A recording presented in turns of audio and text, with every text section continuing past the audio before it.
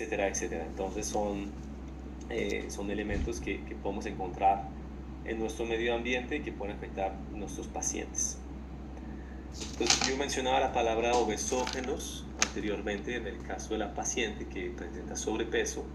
Entonces, a veces tiene ese componente tóxico, que es un mismo mecanismo de acción de protección del cuerpo. Uno puede ver la obesidad desde una visión meramente calorías que entra, calorías que sale, pero creo que ya es una visión un poco limitada, en cual en parte es cierta, pero creo que los fenómenos, los compuestos, los elementos de toxicidad, de infección, de inflamación, tiene también su papel en la desregulación del adipocito. Entonces, nuevamente, esos son elementos que ya hay evidencia, se ha publicado los efectos de esos xenobióticos generando tendencia a la obesidad. Entonces ahí tienen la lista, no es que que lo recuerdan de memoria, pero para que tengan esa conciencia. Por ejemplo, el último que vemos al final de la lista, la tracina, un herbicida muy utilizado en la industria del arroz, y es un disruptor endocrino muy potente que afecta obviamente la espermatogénesis, afecta toda la esteroidogénesis, afecta la capacidad de metabolizar los estrógenos, tiene un papel bastante importante en los desequilibrios hormonales en los pacientes.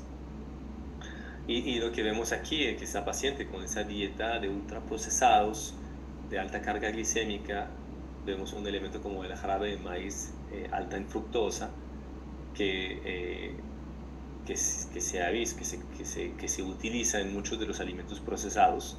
Yo creo que obviamente aquí en Latinoamérica creo que todavía tenemos una alimentación más natural que pueden tener los americanos, en el cual pues es muy impresionante la cantidad de alimentos falsos que consumen. Eso es una ventaja para nosotros como proveedor, en el cual al final tenemos pacientes, yo creo que menos enfermos que tienen los colegas americanos. Entonces ese concepto después del exposoma, entonces lo podemos ver entonces todo ese baño de elementos que llegan al interior de nuestros organismos y que como que bañan nuestros genes y tienen un impacto epigenético a generar una tendencia hacia la activación de estrés oxidativo, las diferentes disfunciones biológicas y la inflamación. Entonces ese visual sobre lo que corresponde al exposoma, que es obviamente toda esa combinación del ambiente externo, el ambiente químico interno, que conlleva, obviamente como les comentaba, en muchos casos a la exacerbación del proceso de envejecimiento, de daño celular, de afectación también a la flora intestinal. Y eso sí tienen que recordar algo eso y también comunicar frecuentemente a sus pacientes, es que lo que uno está viendo como, o que estoy sospechando que estás luchando con bastante carga tóxica, o sea, por tu estilo de vida, por tu exposición que has tenido debido a tu historia de vida, a tu trabajo, a tus elecciones. Hoy en día estás manifestando con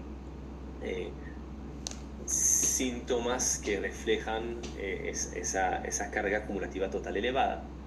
Entonces, cuando uno empieza a trabajar sobre eso, hay que atacar dos frentes: el frente de la exposición y el frente de la capacidad de biotransformar y excretar.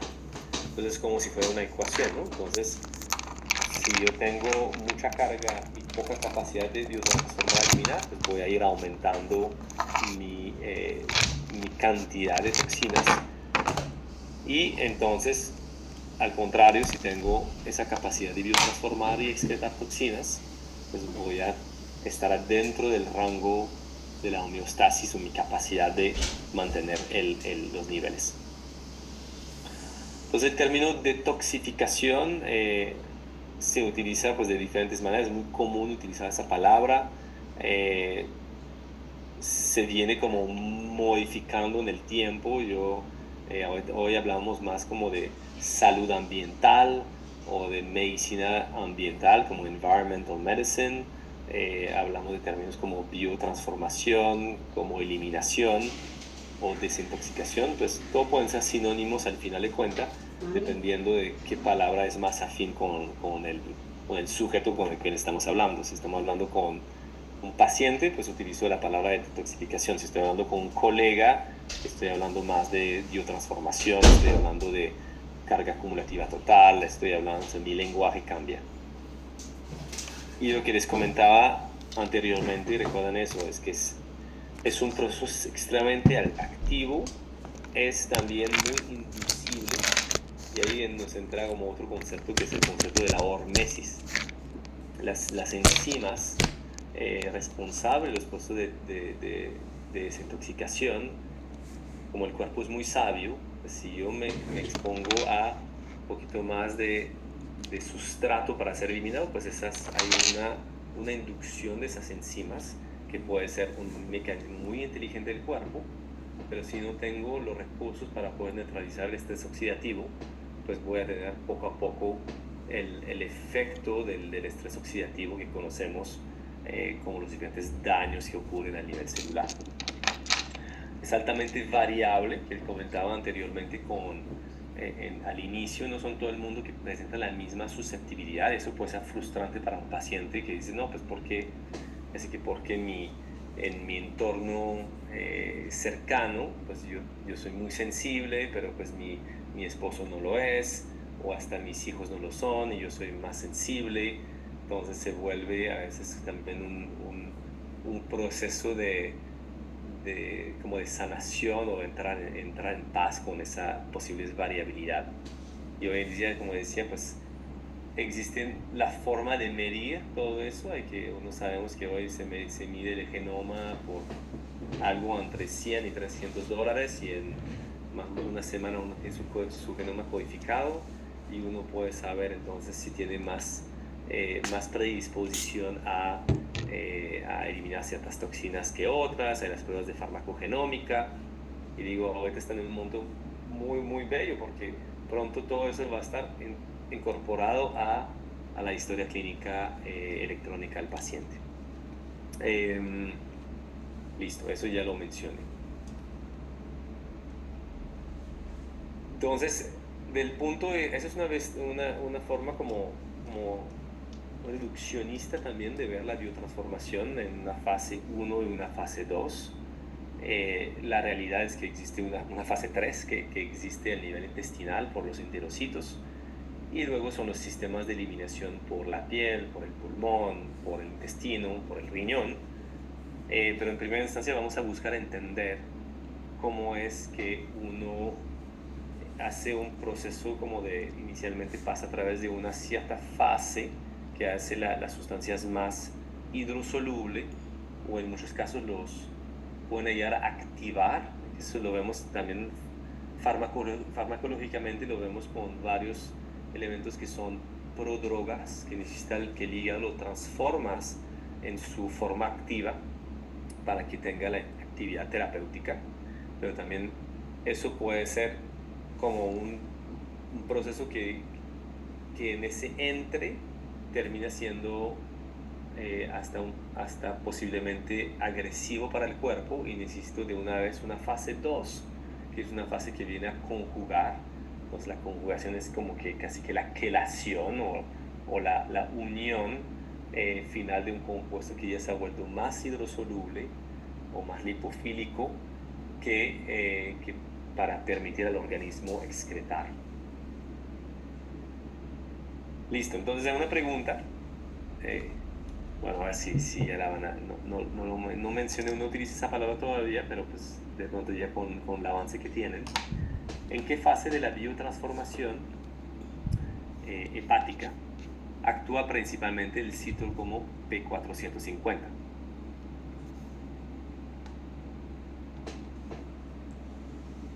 Entonces entonces van respondiendo, ahí se están batallando entre la A y la B.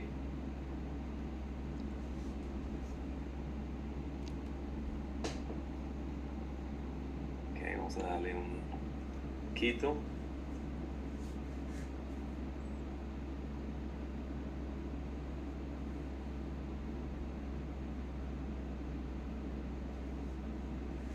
Que van contestando ahorita, falta un poquito, que somos 20 algo, si no me equivoco. Entonces hay algunos que no se han arriesgado a contestar, pero está bien, o sea, están ahí para aprender. Entonces si vamos a hacer la pregunta ahorita, entonces el 77% mencionaron que es la fase 1 y el 23% la fase 2. Entonces, al nivel hepático, los citocromos P450 son enzimas que participan en la fase 1, en la primera fase de biotransformación, la parte en la cual estamos hidrolizando las endo o las exo o los xenobióticos para prepararlo para la fase 2, que es la fase de conjugación, donde no son las mismas enzimas que participan en ese proceso. Entonces vamos a ver cuáles son esas enzimas que participan en el proceso de la fase 2. Entonces, aclaramos y vamos a ver ahorita una ilustración de eso. Bueno, ahí lo ven, ya tienen la respuesta. Eso es como si fuera como una banda transportadora. Entonces, imagínense que entra en la fábrica del hígado el compuesto en el cual tenemos que procesar, que también puede ser una hormona, un neurotransmisor, otra sustancia produciendo parte de nuestro metabolismo, elementos que también pueden ser xenobióticos, pasan por esas enzimas del citocromo P450, que recuerdan son altamente inducibles, y el resultado de eso, como son reacciones químicas de oxidación, de reducción y de hidrólisis, principalmente de oxidación y hidrólisis, va a producir un intermediario activo, y por esa razón, esa forma tiene como los picos, ¿no? Entonces recordamos las proteínas spike del virus, del coronavirus. Entonces ahí eso hace de cuenta que es una molécula que puede ser reactiva, que requiere ser procesado o que requiere de antioxidante para neutralizarlo. Entonces de cuenta que continúa la banda transportadora y pasa por las enzimas de la fase 2. Entonces aquí vemos que son enzimas como la glucuronil transferasa, las sulfotransferasas, la conjugación de aminoácido, de la glutatión transferasa, de la acetilación y de la metilación. Son diferentes vías dependiendo de qué compuestos están utilizando. Listo. Entonces, otra forma de visualizarlo, el objetivo al final es poder eliminarlo a través de las vías de excreción. ¿Okay? Y esa es otra ilustración, un poco más que se ve más complejas, pero es muy útil también para ver para el paciente, que puede entender que visualiza su hígado, visualiza que hay toxinas que puede estar en su medio ambiente, que son toxinas que debe pasar, que su hígado debe procesar, y vemos todos los compuestos nutricionales requeridos por la fase 1, y son muchos, ¿no? Entonces pensamos que así que muchos de los micronutrientes vitamínicos y minerales, y muchos fitonutrientes provenientes de fuentes botánicas, entonces que pueden ser de especias, de raíces, de hojas, que tienen la capacidad de inducir los procesos de biotransformación, y hay mucha literatura al respecto. Luego tenemos el proceso intermedio, que necesitamos muchos de los antioxidantes, también conocemos como los endógenos, también hay enzimas como la superóxido dismutasa, catalasa, glutatión, vitamínicos, como la vitamina A, la vitamina C, la vitamina E, el selenio, y también las sustancias que son elementos como el glutatión exógeno, como el ácido alfa-lipoico, la coenzima Q10 son otros elementos. Y la fase 2, recuerdan que la fase 2 es muy dependiente de los aminoácidos, en esencia, mucho los sulfurados, entonces por eso está la metionina, está la taurina, los elementos precursores de la glutatión, como el ácido glutámico, la glicina, la glutamina, y elementos de sulfatación que necesitamos para ese proceso, y también muchos otros cofactores. Entonces, cuando trabajamos, por ejemplo, la inclusión de por ejemplo, un medical food, que se formula normalmente una base proteínica, oligoalergénica, con muchos cofactores, entonces viene a soportar las vías de biotransformación hepática, y de la mano también vemos resultados con el mejoramiento de la alimentación y de la absorción del paciente. Ok, entonces quiero ver que abrimos un poquito ahí. Voy a quitar esa diapositiva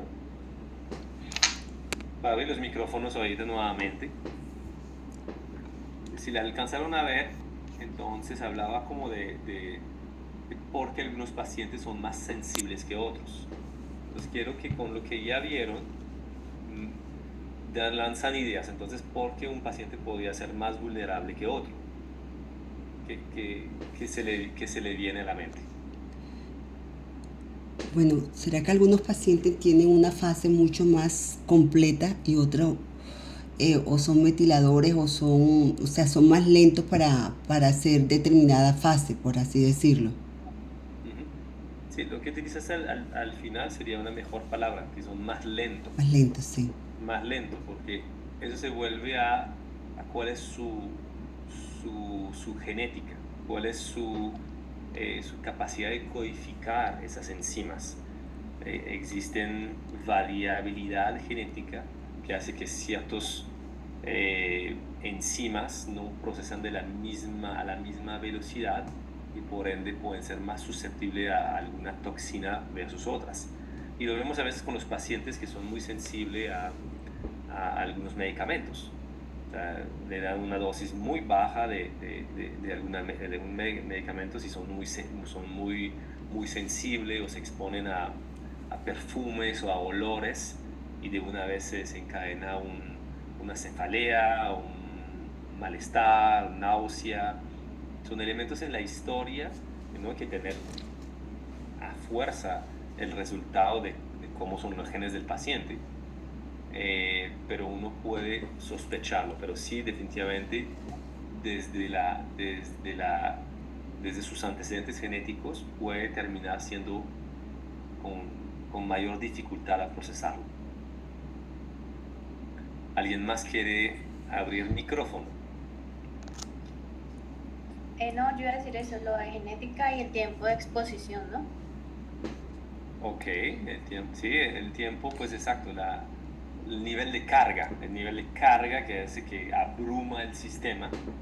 Definitivamente eso lo vemos en la clínica, es algo muy común en ver la historia de los pacientes debido a la cronicidad, que normalmente detrás de la cronicidad pues puede haber otros elementos en el fenotipo del paciente que hace que favorece, ¿no?, esa situación. Entonces, ¿qué podría ser elementos, vamos a decir, disfunciones que hace que el paciente es más sensible? No sé si también podría ser las partes de la deficiencia nutricionales, como por ejemplo la glicina, y que se afecte la vía del glutatión, o sea, que no haya suficientes sustratos para tener estos elementos que me ayudan a la segunda fase. Totalmente, la deficiencia nutricional, y diste un ejemplo hacia un aminoácido, pero en esencia pudiera ser a otros micronutrientes también, y también a ácidos grasos esenciales. Y complementaría también al nivel de diversidad de fitonutrientes que tiene en su alimentación. Pero sí es... aportar, disculpe doctor, ahí quisiera aportar también que de pronto pudiera ser una disbiosis intestinal, una microbiota en desbalance completo, ¿no? Que no permite que reciba como debe ser o que saque como debe ser realmente. Sí, sí, no, total, ese es otro punto, definitivamente. Y a veces el paciente no tiene que presentar síntomas gastrointestinales para tener disbiosis. Es interesante la cantidad y bueno, yo lo he visto mucho bueno, en Colombia, que es donde yo tengo más datos de patógenos que he encontrado en coprocultivos.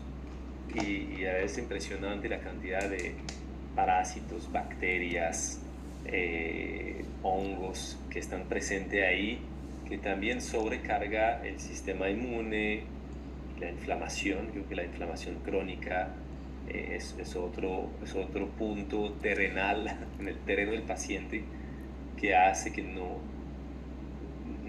sea, es más susceptible que otros. ¿Puedo hacer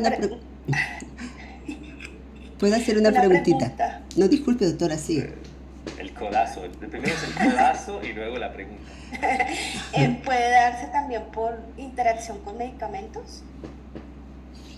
Pues eso se vería lo que hablamos de la carga tóxica, o sea, que viene como la cronicidad, sería otro elemento, otro xenobiótico, que dependiendo de la cronicidad de uso, pudiera también haber sobrecargado el hígado, generando daño celular, que entonces obviamente si la célula hepática, o bueno, también hay detoxificación en otros órganos, en la célula de un tejido involucrado en eliminar, y hasta podemos extenderlo a la glía.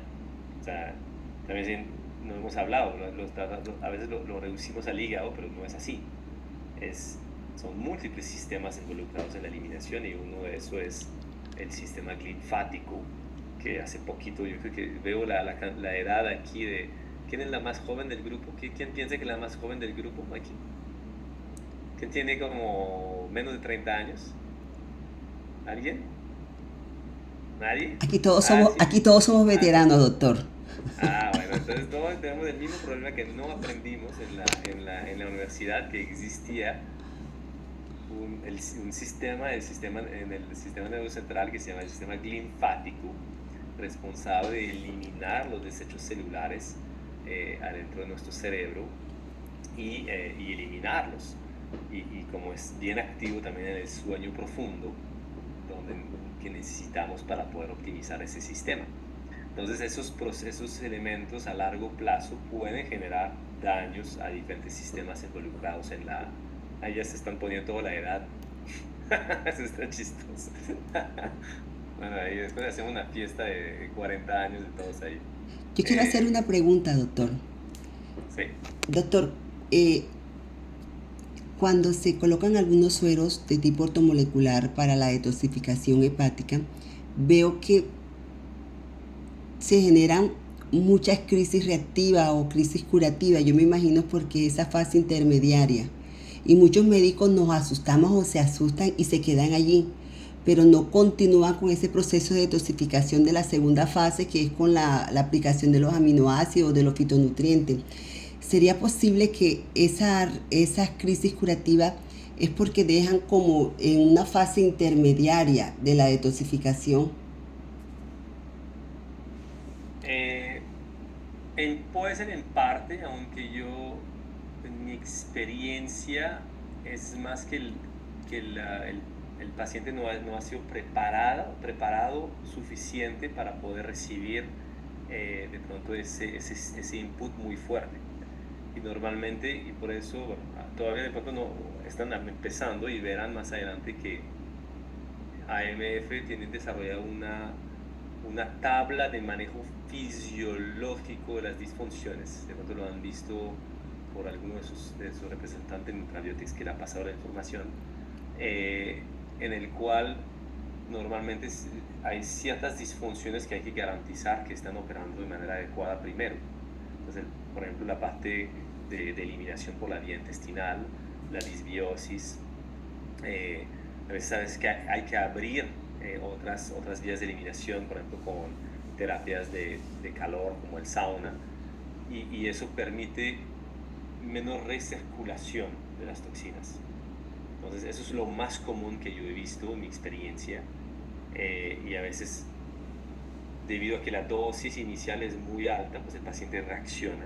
Entonces hay dos puntos de partida aquí, es de pronto ir reduciendo la dosis para seguir el proceso, porque de pronto el suero está bien, y está cubriendo muchos elementos, pero la dosis es muy, el paciente no la puede tolerar en ese momento. Que dice, aprendí que hay que poner 15 gramos de vitamina C, pero no son todos los pacientes que los toleran. Aprendí que hay que poner 600 miligramos de ácido alfa-lipoico, pero no son todos los pacientes que lo toleran. Entonces hay que buscar individualizar según cada paciente, en cuestión de eso. Obviamente ahorita no vamos a entrar en temas de lo que son, pues, la quelación como tal, porque eso hay muchas aristas a eso, y no es el alcance del curso, y estamos hablando ahorita de toxicidad crónica, y en realidad la evidencia científica no es muy fuerte para soportar el uso de quelación en toxicidad crónica. Sí lo es en toxicidad aguda, pues cuando uno tiene niveles de plomo elevado en sangre, pues sí hay que quelar ese plomo, pero en cronicidad no es muy fuerte.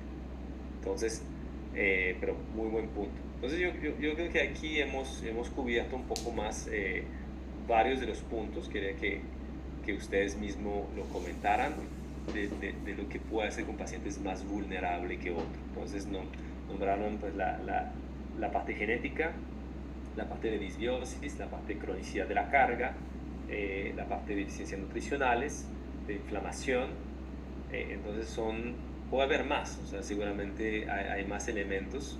Podemos entrar al tema pues de la vulnerabilidad emocional. Pensaría que sabemos que un paciente que entra que como comorbilidad tiene ansiedad, tiene depresión, es mucho más vulnerable y susceptibles a que su sistema está fallando.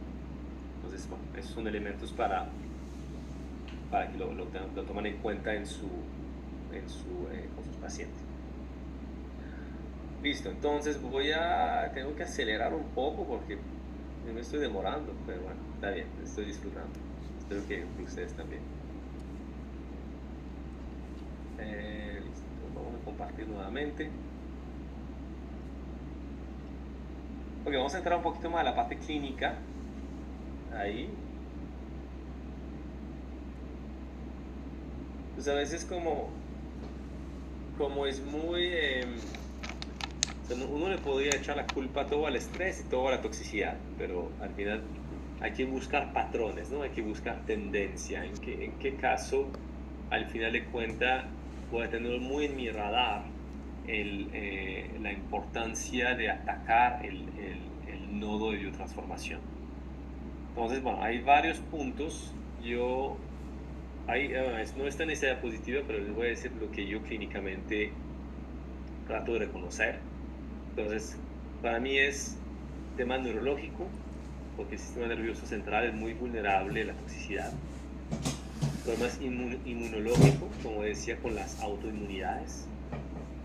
Problemas metabólicos, como lo hablamos en parte con el tema de los obesógenos y mitocondrial.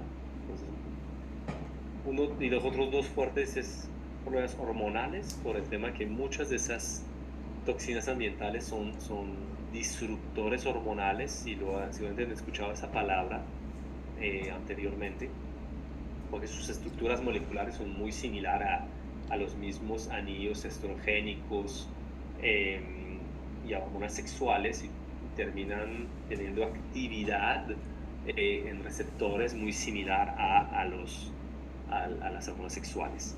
Y finalmente el último es el tema de cáncer, por el tema del daño al ADN que genera los carcinógenos, las toxinas ambientales, que son digamos el ejemplo del glifosato. Han escuchado precisamente de ese famoso pesticida que se ha utilizado de manera exagerada y es clasificado como probable carcinógeno y se sigue utilizando casi que se lo venden en el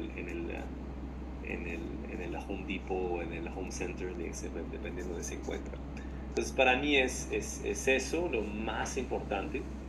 Y luego, como les comentaba, pues ahí está nuevamente el tema de las sensibilidades, como sensibilidades químicas múltiples a diferentes químicos, vapores, común tema de fatiga crónica, de fibromialgia y de larga historia de constipación. Ahí para mí ya está lo más común clínicamente.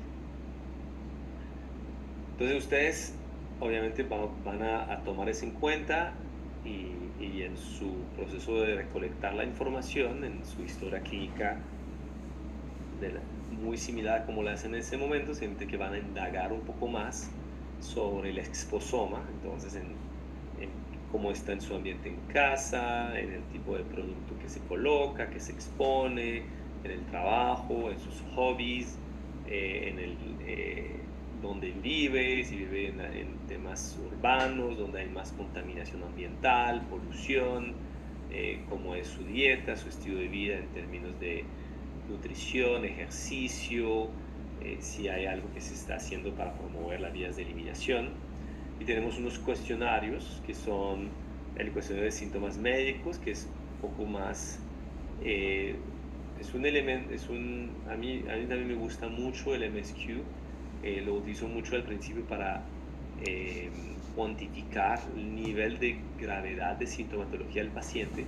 Eso volviendo a lo que comentaba la doctora sobre la crisis, llamando la crisis curativa o el aumento de la sintomatología, cuando uno empieza a acelerar las vías de biotransformación, pues en muchos casos es que el paciente ya es muy sintomático y eso lo vemos en un MSQ superior a 50, 70 de puntaje final, que tiene muchos síntomas de muchos sistemas. Yo trato de ser mucho más precavido, no haría sueroterapia con oligoelementos en ese caso si no he corregido las cosas básicas. Eso vendrá, y cuando estoy corrigiendo el estreñimiento, pues estoy detoxificando de una cierta manera. No es que estoy utilizando X cantidad de 800 miligramos de curcuminoides y 600 miligramos de ácido alfa-lipoico y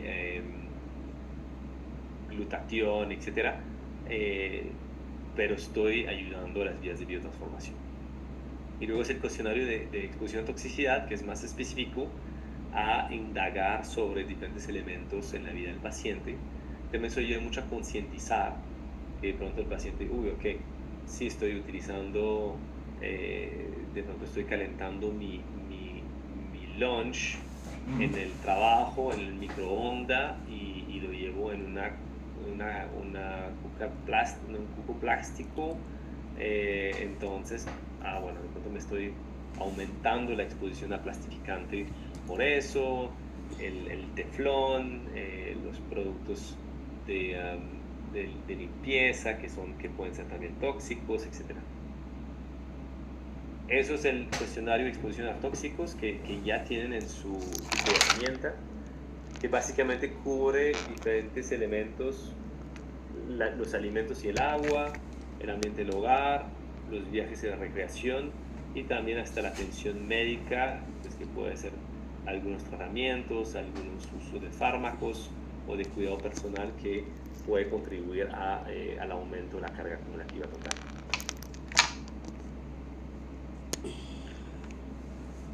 Listo. Entonces, como decía, bueno, los hallazgos físicos, yo les comenté un poco la tendencia en los patrones clínicos, pero lo que yo, obviamente, es importante mirar en elementos que reflejan el estatus nutricional del paciente. Entonces, la piel, las uñas, el cabello, la lengua, la boca, son elementos que también pueden reflejar, hay algunos hallazgos físicos en las uñas en particular que puede reflejar cierta toxicidad de ciertos elementos, metales pesados, también deficiencia de ciertos nutrientes que son importantes como el zinc, el magnesio, Se puede ver deficiencia de ácidos grasos esenciales en la resequedad de la piel, el estatus proteínico en el cabello, el tema de inflamación en la boca. Son hallazgos indirectos en algunos casos que me aumentan mi nivel de sospecha. Luego el segundo, aquí vemos que lo hemos hablado, que son los SNPs, entonces que yo puedo ver si hago un panel genético de las enzimas de 450, si en mis vías de conjugación puedo determinar si tengo una tendencia a fallar en ciertos procesos que lo vemos en algunos pacientes. Y luego podemos ir a marcadores del daño tóxico. Eso es aún un poquito más difícil de medir, que son exámenes más avanzados para evaluar entonces si tengo daño a las proteínas intracelular. Entonces se mide la nitrotirosina, a los fosfolípidos de la membrana celular, entonces los isoprostanos, al ADN, entonces se mide el 8-hidroxidesoxiguanosina, que son, uno viendo el daño, también uno puede ir midiendo. Yo la verdad no es que hago eso con regularidad, pero que sí, lo que yo hago con regularidad es medir una GGT, medir enzimas hepáticas, mirar bilirrubina total, bilirrubina directa, indirecta, homocisteína, B12, metilmalonato. Son biomarcadores que también me da una idea de cómo estamos procesando las cosas. El GGT, por ejemplo, es uno de los principios. Cuando está elevado, cuando empieza a subir por encima de 30, a mí ya me indica una necesidad de soportar la vía de glutatión. Una homocisteína superior a 9, 10, ya un aumento de necesidad de soportar la vía de la metilación. Una albumina un poco más baja, la necesidad de soportar los aminoácidos y la proteína, la tendencia a la sarcopenia. Hay otras formas de llevar a cabo esa información. Y se puede medir directamente las toxinas. Entonces ahí pues hay varios, son análisis también pues para medir metales pesados, hasta se puede hacer biopsia, análisis de materia fecal, evaluar pues paneles de detoxificación hepática, pruebas de permeabilidad intestinal. Son otras cosas. De todo eso, lo que más hago es pruebas de permeabilidad intestinal, aunque no es tan específico para la toxicidad. Lo otro, hay metales pesados en orina post-quelación, que pueden dar una idea de una carga acumulativa total, que diría que sería el segundo que yo hago con regularidad. Y ya los perfiles hepáticos no son tan comunes. Yo los hacía como hace más como 15 años, ya no se hace tanto. Los perfiles de estrés oxidativo sí se pueden realizar, no son tan difíciles, y eso es lo que se mide. Normalmente pues te va a medir glutatión, te va a medir esos marcadores de estrés oxidativo que les comenté anteriormente, como una ventana al daño celular.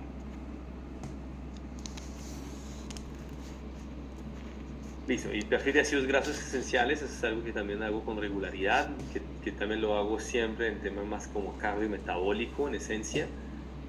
Sin embargo, puede tener su papel en procesos de biotransformación. Listo, voy a adelantar porque esto ya lo hemos visto.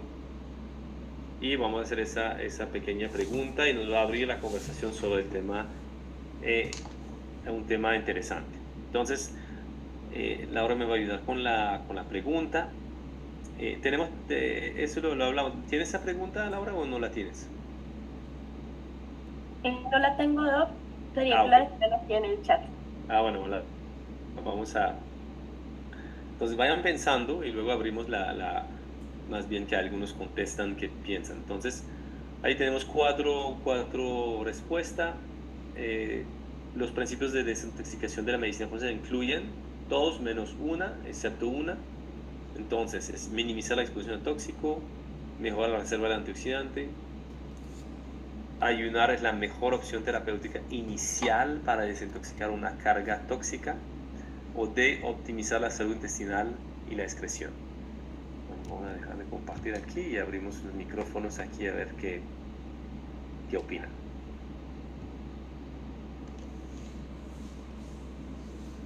Bueno, varios dicen B, bueno, la mayor parte dicen B. Listo. Ok, entonces alguien quiere ¿por qué le ocurre que la respuesta B sería la correcta? Quiere expresar su entendimiento o cómo lo ve. Se arriesga. ¿Hay alguien que le ha encontrado el gusto a ayunar? A mí me gusta ayunar.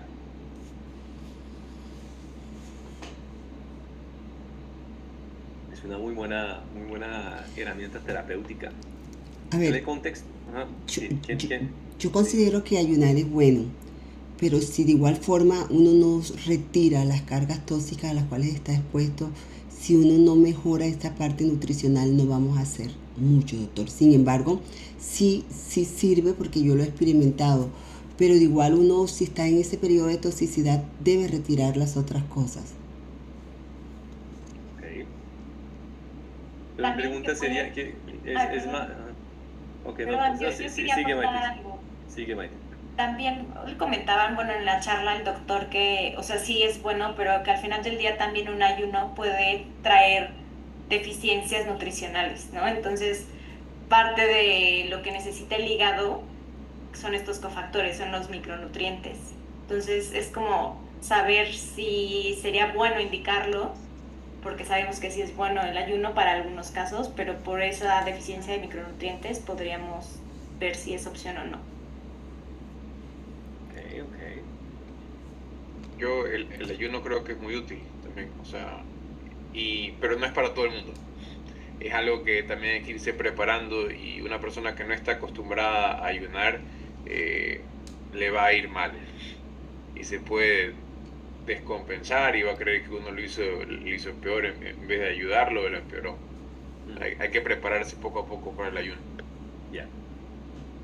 Todos son respuestas ciertas, pero quiero llevarlo desde un punto de vista de un paciente, vamos a decir un paciente que es bastante tóxico, ya sabemos que es tóxico. ¿Dónde se acumulan esas toxinas? ¿Dónde están acumuladas? Tejido graso. Exactamente. Entonces son lipofílicas y se almacenan en el tejido adiposo. Sometes un paciente que justamente no está preparado y puede tener varias de esas susceptibilidades que hemos hablado anteriormente y lo pones a ayunar. ¿Qué va a suceder? Entonces el cuerpo va buscando recursos energéticos también donde las tiene almacenado. Empieza a tener también automáticamente un influx mayor de toxinas en el torrente sanguíneo. Recuerden la analogía que les dije como una banda transportadora. Es decir, estoy llegando más toxinas al hígado. Entonces, inicialmente, cuando hay una carga importante y el paciente no está preparado, entonces voy a aumentar el requerimiento, voy a aumentar la necesidad de activar esas enzimas. Y en muchos casos mi fase 2 no va a seguir. Entonces voy a tener una sobreactivación de la fase 1 y va a generar bastantes reactivos intermediarios en el proceso. Entonces, es un poco la razón por la cual no es una estrategia como indicada inicialmente en un paciente que tiene una gran carga tóxica, en el cual primero tenemos que ir preparando el terreno desde una conciencia de otras disfunciones. Y eso también nos ayuda a lo que acaba de decir Diego, ¿no? Hay que adaptar al paciente. Uno no puede ayudar a paciente que nunca ha ayunado, tiene dificultad de ayunar 12 horas. Pero primero sería ayunar 12 horas. Luego de eso, bueno, entonces uno va poco a poco aumentando, empezando a quitar los snacks o las meriendas, porque hay gente que está comiendo todo el tiempo. Entonces hay que acostumbrar al cuerpo a esos periodos de ayuda, de hambruna. Yo digo como que Y de hecho, genéticamente nosotros hemos evolucionado con periodos de hambruna. En esencia, nuestra genética está preparada para eso, pero como está dormida, entonces hay que como que reactivar esos procesos. Pero quería que pensara desde el punto de vista de la liberación muy rápida de toxinas desde el tejido adiposo en el inicio de un ayuno, que no es todo el mundo que está listo para eso, es más en ese sentido. Pero Doctor, obstante de eso, un ayuno, no es para todo el mundo, tampoco tiene sus contraindicaciones, pero bien realizado puede tener muchos beneficios terapéuticos. ¿Listo? Laura Oliveros tiene la mano levantada. Sí, doctor, muchas gracias.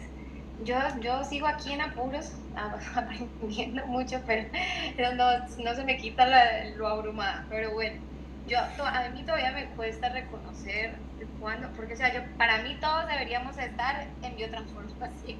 O sea, para mí todos deberíamos, y yo los veo a todos y me veo a veces intoxicada, entonces realmente me cuesta a veces poder definir cuál estrategia inicial debe ser como la más apropiada. Yo veo mucha gente que a veces yo digo, bueno, pero es que esto parece una disbiosis o de repente vitamina C o aumenta la permeabilidad, total, igual está todo intoxicado, entonces ahí estamos autoinflamados. Entonces a todo el mundo le va mejor a que se desintoxique y va el plan de desintoxicación inicial para todos. Entonces, digamos, ahí es donde me cuesta un poco porque muchos de los pacientes ya llegan con síndromes ansiosos o medio depresivos, entonces ya por ahí uno dice, bueno, hay un componente neurológico importante y como usted lo dijo, pues sistema nervioso central súper sensible a tóxicos, pero también tienen un poco de metabólico, entonces a mí se me hace todavía aquí un chispero porque no logro a veces definir cuando usted dice, por ejemplo, paciente que está altamente tóxico,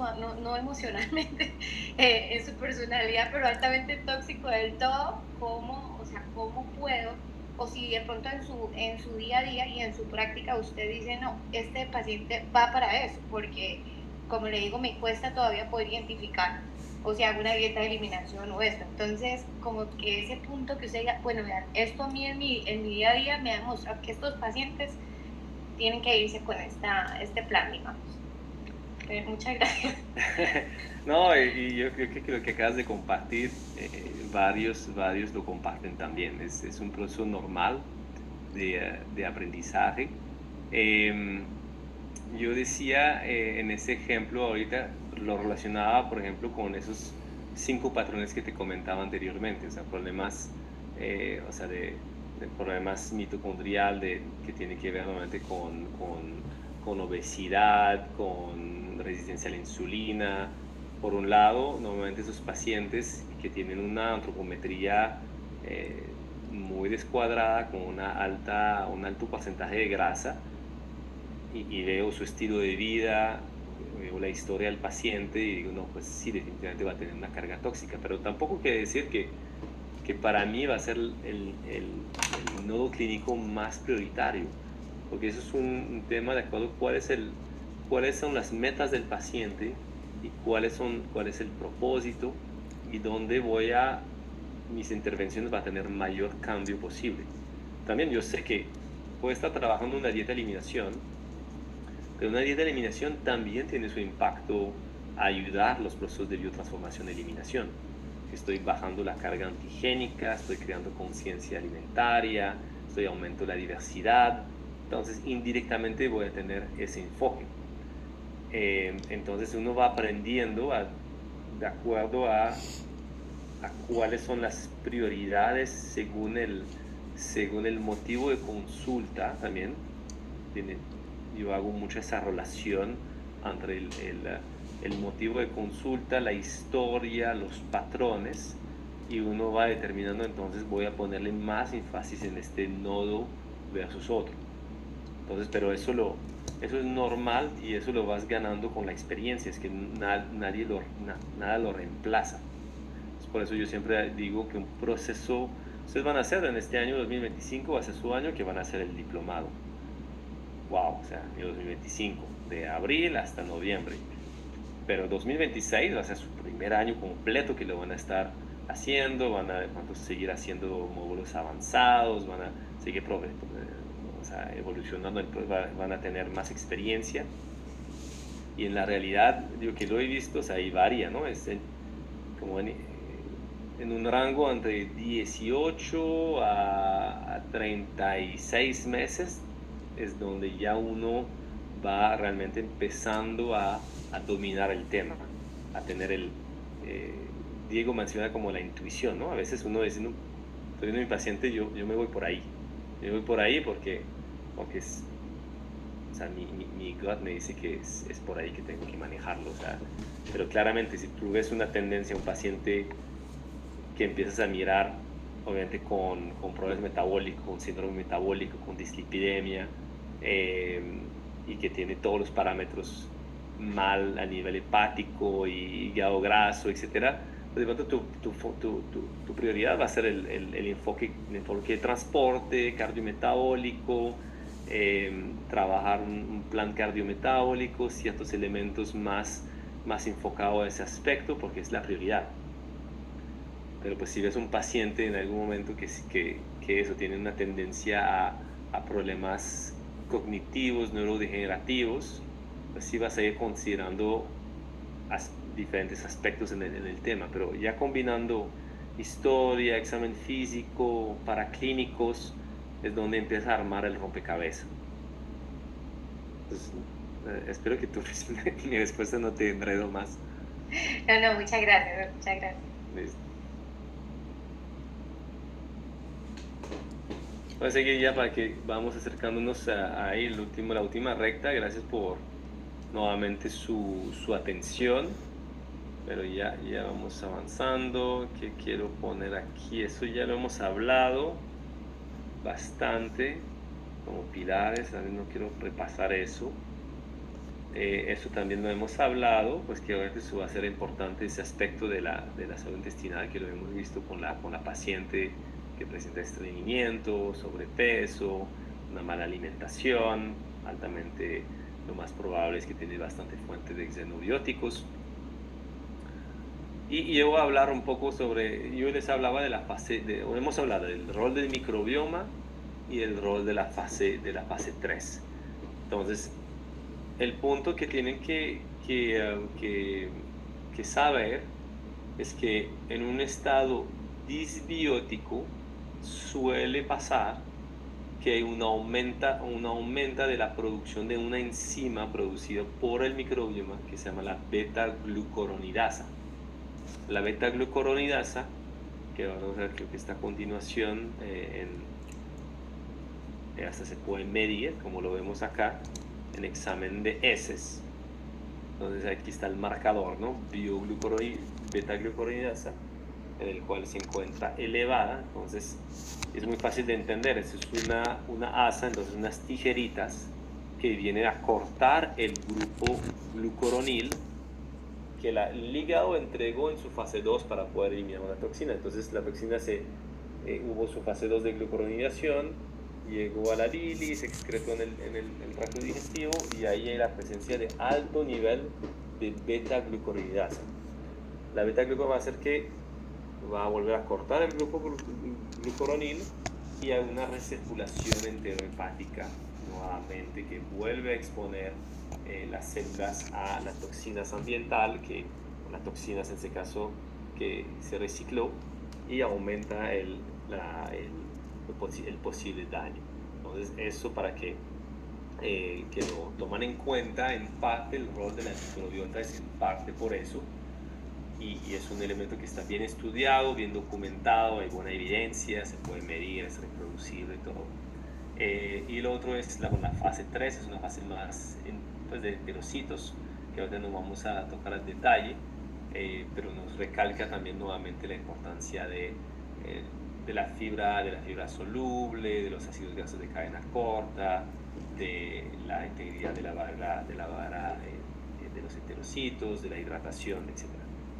Entonces ahí está el otro tema. Y bueno, hay varios elementos que pueden considerar.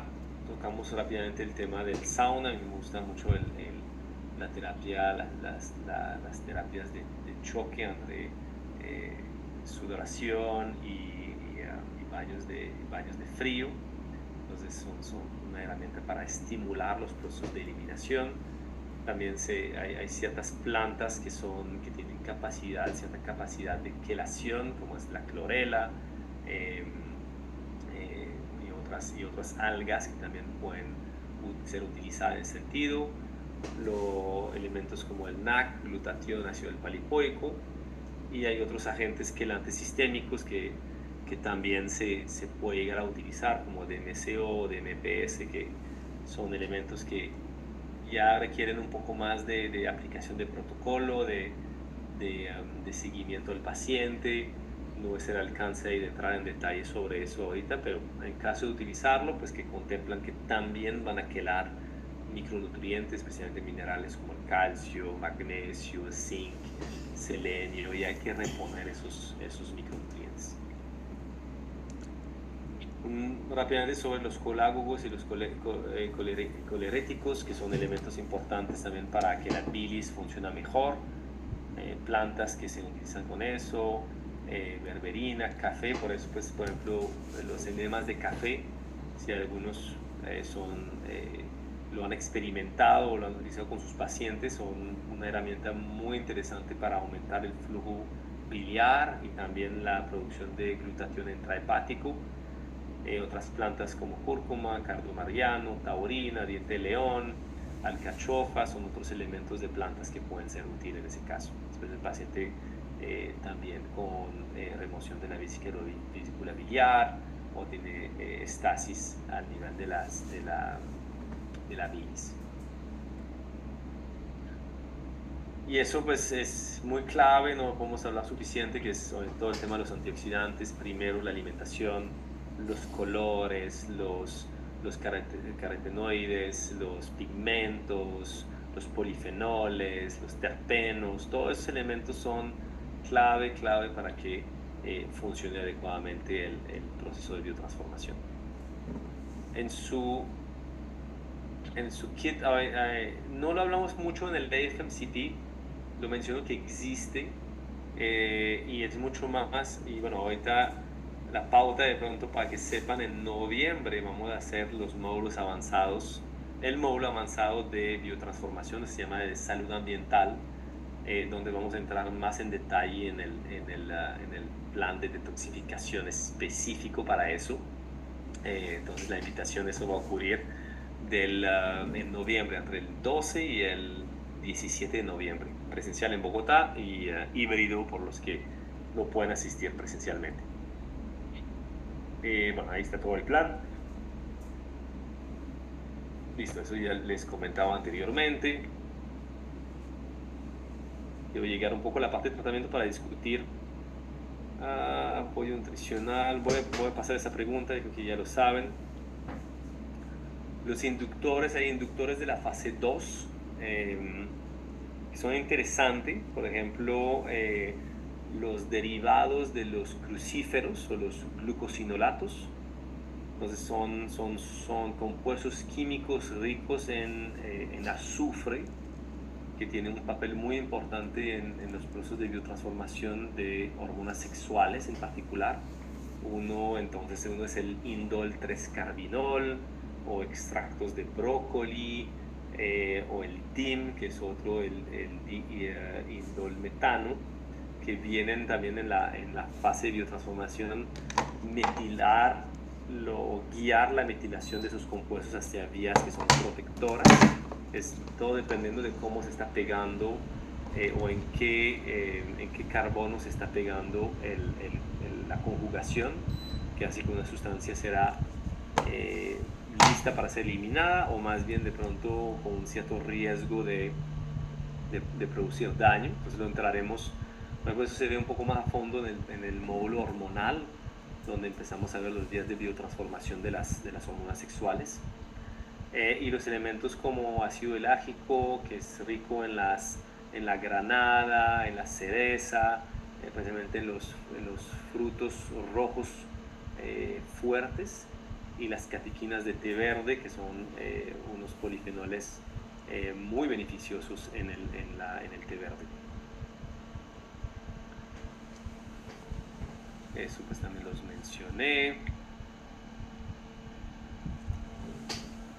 Bueno, vamos a poner esa pregunta, a ver si ya lo entendieron. ¿Cuáles de los siguientes nutracéuticos estimulan la secreción y producción de bilis? Ahí ven bromelina de vitamina C, jengibre de vitamina B6, clorhidrato de betaína de magnesio y el diente de león y la taurina. Estamos hablando aquí de efecto colégogo, o sea, de la activación de secreción de bilis, donde sabemos que es un reservorio importante de eliminación de toxinas hacia el intestino delgado. Listo, van bien, van avanzando. Listo, ya entendieron. Obviamente era la única respuesta posible en esencia, porque cuando hablamos de betaína, de clorhidrato de betaína, pues hablamos de, y lo vieron en el módulo gastrointestinal, pues del aumento de la producción de jugos gástricos, entonces tema de manejo de hipocloridria, y bromelina pues es una enzima proteolítica. El jengibre puede tener su papel, tiene varios mecanismos de acción el jengibre y tiene un efecto sobre la glutatión, pero no es directamente sobre la producción de bilis.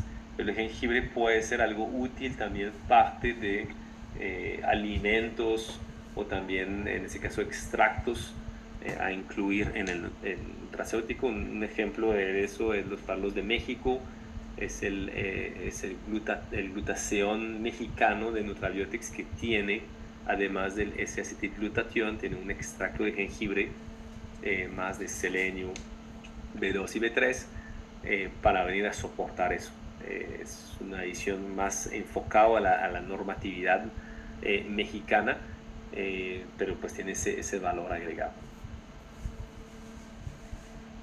Listo.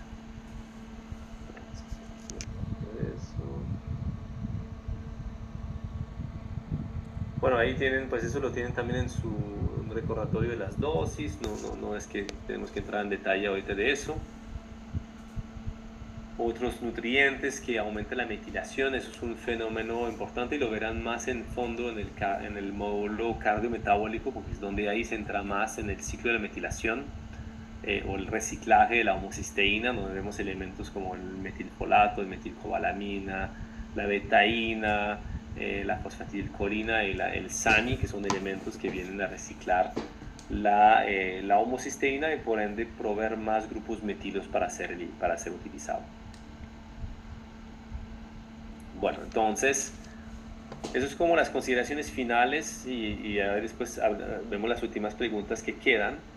Entonces, hoy sabemos que la exposición a toxinas ambientales es generalizada, es una realidad que vemos en esa transformación, ese aumento de conciencia de buscar pues un estilo de vida más puro, pero pues muchos vivimos en ciudades, a veces pues que no hay una cantidad de polución por micropartículas, de microplásticos, pero pues esa es una realidad que mientras vamos transformando nuestras comunidades, pues va a seguir. La carga tóxica total de esas toxinas puede actuar de manera sinérgica para generar disfunción fisiológica. Es el concepto de la mezcla entre una sopa de toxinas, porque bueno, muchos de esos no han sido estudiadas en esencia, pero menos han sido estudiadas en conjunto. Entonces hay un efecto que puede ser acumulativo y sinérgico. Esta disfunción puede conducir al desarrollo de enfermedades crónicas en sujetos susceptibles. Entonces es lo que hemos hablado de las tendencias y las predisposiciones. La susceptibilidad está determinada en gran medida por la capacidad singular del individuo para biotransformar, desintoxicar y eliminar toxinas endógenas. Recordamos esa individualidad de cada paciente. Y eso es nuestra esperanza, nuestro punto de ataque. Es que el estilo de vida, pues los factores modificables del estilo de vida, que sea desde el manejo de sueño para aumentar el sistema linfático, buscando la cantidad y la calidad del sueño, el ejercicio que nos hace mover, que nos hace sudar, que nos hace básicamente miles de beneficios que nos apoya a poder procesar las toxinas, la hidratación, la alimentación, el manejo de estrés. Los nutracéuticos que hemos visto, así elementos que vienen a soportar la vía, la fase 1, la fase intermediaria, la fase 2, los fitoquímicos, los elementos que pueden venir a ayudar a quelar, los elementos a aumentar el flujo biliar y la vía de eliminación, la flora intestinal. Son varias estrategias que se pueden incluir para mejorar las vías de desintoxicación y prevenir enfermedades y restaurar la salud. Entonces, bueno, déjame terminar y ya tomamos más bien las preguntas. La invitación ahorita es el tema de lo que sigue. Entonces, siguen explorando su kit de herramienta, ya viene el módulo cardiometabólico. Entonces, todo temas pues ahí va a tocar los temas de antropométricos, el tema de hipertensión, el tema relacionado al plan de alimentación cardiometabólico, es su toque relacionado al tema de dislipidemia, al tema también de síndrome metabólico. Listo, una pequeña novedad, entonces ahorita van los próximos pasos que les quedan. Entonces lo que entiendo ya van casi que pasado la mitad, porque son 5 sesiones de facilitaciones, esa es la tercera. Entonces si ven la cantidad de materiales deberían estar más o menos a la mitad. Buscar llegar al capítulo 4 para la próxima sesión y revisar el tema cardiometabólico. También el equipo de AMF buscando también aportar un poco más de soporte clínico, entonces les invita a la plataforma de AMF, que es de la Academia de Medicina Funcional, no la de la AFM, pero la Academia de Medicina Funcional, donde hay un foro donde se va a poner un caso clínico para poder interactuar sobre ese caso clínico. Entonces les invito, vamos a eso. Y bueno, entonces aviso parroquial, si no saben, pero recuerden que a todos ustedes tienen acceso de manera virtual al Congreso Internacional de Medicina Funcional. Este año es la tercera edición. El tema de este año es muy enfocado al tema de vitalidad sexual, longevidad, que se llama el Sex Band, y el tema de optimización hormonal. Entonces ya tienen acceso virtual, pero hasta el 30 de junio, si quieren cambiar de modalidad a la presencialidad, pues aquí tenemos gente, pero aún que viven en México, en Ecuador, en Argentina, vale la pena, eso es transformador esa experiencia. Solamente los colombianos, 250,000 pesos colombianos, los extranjeros, $75, para cambiar la modalidad, incluir los 2 días presenciales en Bogotá, toda la experiencia vivencial, incluir hasta la alimentación coherente, consciente, toda la experiencia, el colegaje, es algo bien bello. Entonces les invito a eso, pero ya con eso termino, dejo de compartir la pantalla y tomo las preguntas, observaciones, quejas, reclamo. Ahí está.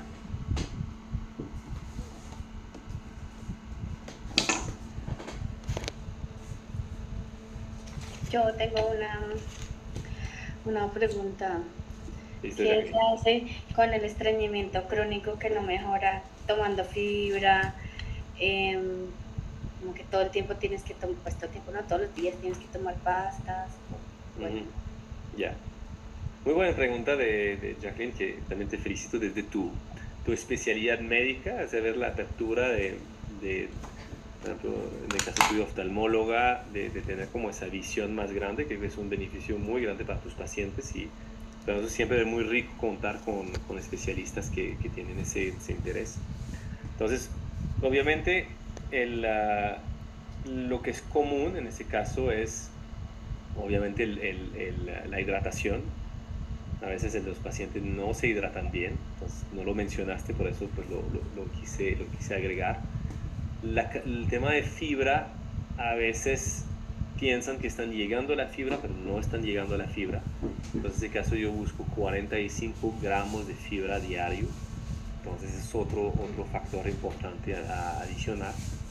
En pacientes, mi primera línea ahí a mí me gusta utilizar el citrato de magnesio. combinado con citrato de potasio y un poquito de óxido de magnesio, que suele también ayudar, y es una forma de dosificarlo hasta tolerancia intestinal. No sé si lo han visto anteriormente, pero uno va dosificando. En ese caso yo utilizo un MioEssence, que en cápsula uno va empezando a tomar una o dos cápsulas 3 veces al día. Si lo tolera bien y no genera aumento pues de la motilidad intestinal, pues sube una al siguiente día, y así sucesivamente hasta que le causa como esas un poco más blandas. Luego lo disminuye en una cápsula y luego lo mantiene 7 días, y ya luego empieza a disminuir hasta volver a una dosis de mantenimiento, que son 2 cápsulas al día. Eso es otra alternativa. Creo que hay que buscar también mucho el tema de, a mí me gustan los enemas de café, creo que son muy útil para el tema de estreñimiento también. Pues yo eso nunca lo he escuchado. Los enemas de café sí son buenos. Si quieren, bueno, pueden buscar, hoy es muy fácil que pueden encontrarlo en internet. Pero eso que uno va a un lugar y hacen eso. No, se hace en la comodidad de su baño. Ah, sí. Sí. Bueno, se puede hacer, bueno, bueno, el tema de los lavados colónicos. Entonces, pues la primera opción, que es más de hogar, que es el enema. Entonces el volumen es menor, es aproximadamente 500 mililitros es el volumen que uno va utilizando unos dispositivos de enema caseros, con una bolsa, con una cánula, y luego de eso, después de la preparación, se hace la aplicación. Eso puede fácilmente encontrarlo en internet. Luego están los centros de colonterapia. Pero es dispendioso. ¿Perdón? Es dispendioso, o sea, como que... No, yo creo que es más el miedo, el desconocimiento de hacerlo, porque hacer un enema de café es literal 15 minutos. O sea, 5 a 7 minutos preparando la solución, o sea, hirviendo el agua, el café, colarlo, dejarlo enfriar mientras uno alista, y nuevamente teniendo la bolsa, haciendo el... ¿Perdón? Doctor, le quería... Acá en Lima, una vez yo asistí a un centro de medicina natural y colocaban enemas de agua de manzanilla con sal. Sí, existen varios tipos de aplicaciones. Hay con probióticos, hay con plantas, hay diferentes cosas que hacen en los centros de colonterapia. Más volumen, o equipos ya un poco más especializados, pero bueno, sin entrar en llegar a ese punto, que puede ser útil para un paciente con estreñimiento crónico también, pero pues quise mencionar más algo un poco más fácil de aplicar.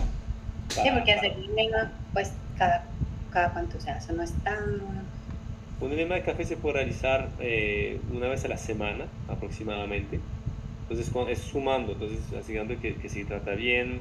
Entonces normalmente y la calidad del agua también influencia, hablando pues de toxicidad, ¿no? Entonces buscando filtro de agua. Es muy distinto tomar agua de la llave, que tiene cloro, flúor, metales pesados, a tener un agua que tiene un proceso de filtración y de purificación. Te comentaba sobre el magnesio. Los laxantes se pueden utilizar cuando ya es muy fuerte por un corto tiempo, que sea de origen botánicos, con extractos de plantas. Se utiliza la cáscara sagrada, el sen, el ovibarbo, por ejemplo, o también hasta el picosulfato de sodio, o polipropilenglicol. O sea, hay otros elementos que ya